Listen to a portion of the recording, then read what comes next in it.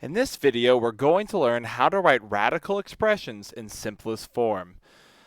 The way we do this is to use these rational exponents to combine terms more efficiently.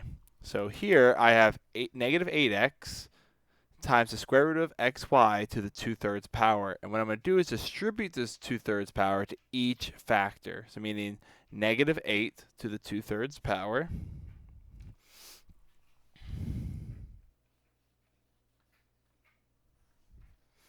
We have x to the 2/3 power. And then we'll have xy, but that's raised to the 1/2 power, and then it's raised to the 2/3 power. So then, to start simplifying, negative 8 can be rewritten as negative 2 to the 3rd, and then raised to that 2/3 power. We still have that x to the 2/3, and here I'll have xy, the 1/2 times 2/3 is 1/3 power. Then I can distribute that power into the parentheses, and I can multiply these exponents together, giving me negative 2 squared times x to the 2/3 times x to the 1/3 times y to the 1/3. So negative 2 squared is 4. X to the 2/3 times x to the 1/3 is x to the 1st power, so x, and you're left with y to the 1/3.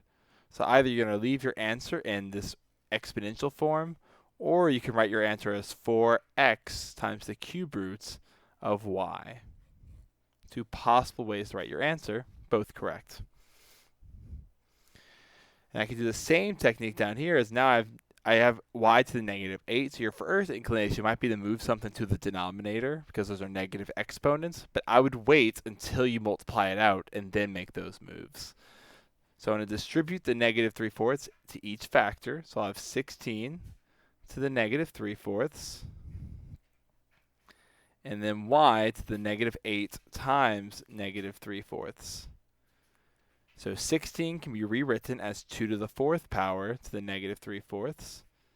And then I have y to the negative 8 times 3/4 is 24 over 4, which is 6. Now I have to do 4 times negative 3/4, which would give me negative 3. 2 to the negative 3 times y to the 6. And now that I'm at this stage, now I'll shift things to the denominator if there are negative exponents. And I'll have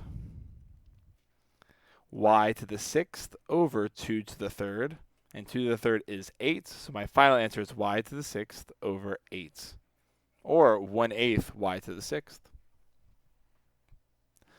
Now I have 9x times the 4th root of y to the 3/2 power. So I'm going to distribute that exponent in again, so I'll have 9 to the 3/2 times x to the 3/2 times y to the 1/4 for that 4th root of y times 3/2 to the 3/2 power. So now 9 can be rewritten as 3 squared. So I have 3 squared to the 3/2 power, x to the 3/2 power, and then y to the 1 times 3, 3 over 4 times 2, 8th power. 2 times 3/2 is 3. So we have 3 to the 3rd times x to the 3/2 times y to the 3/8, which gives me 27 x to the 3/2 y to the 3/8. Now this is one case where keeping it in exponential form might be better, because I'm seeing here two different indices for my radicals. So if I were to write this into radical form, it would look something like this.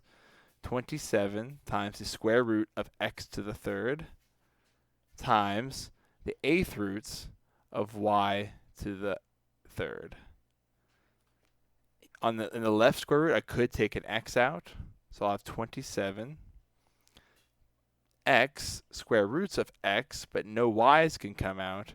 You'll see here that this is a kind of like nasty looking expression with two different indices in those radicals. So even though this is another correct way to write it, the answer on the left looks a little more slick than the one on the right. And lastly, we have 16x to the 14th over 81y to the 18th. Now, one thing I want to point about this expression that's different than the other ones is that I know for sure that this expression on the inside is a positive number since everything's be raised to an even power. But when I take half of 14, it's going to give me 7, which is going to lead to a possible negative number.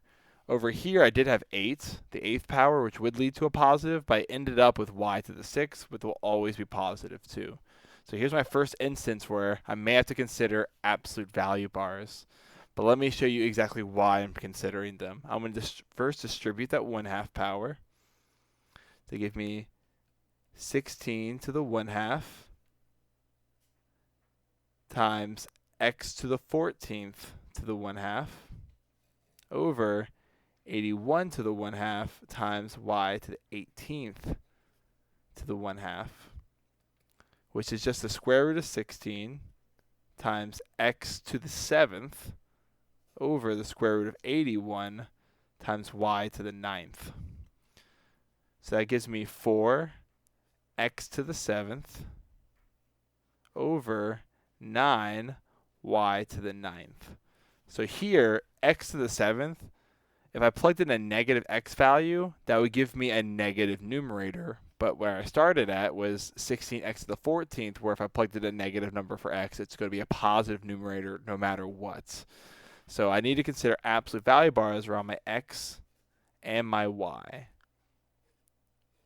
And a possible better way to write that answer would be 4/9 times the absolute value of x to the 7th over y to the 9th. May look a little bit better for you. And that is how you write radical expressions in simplest form.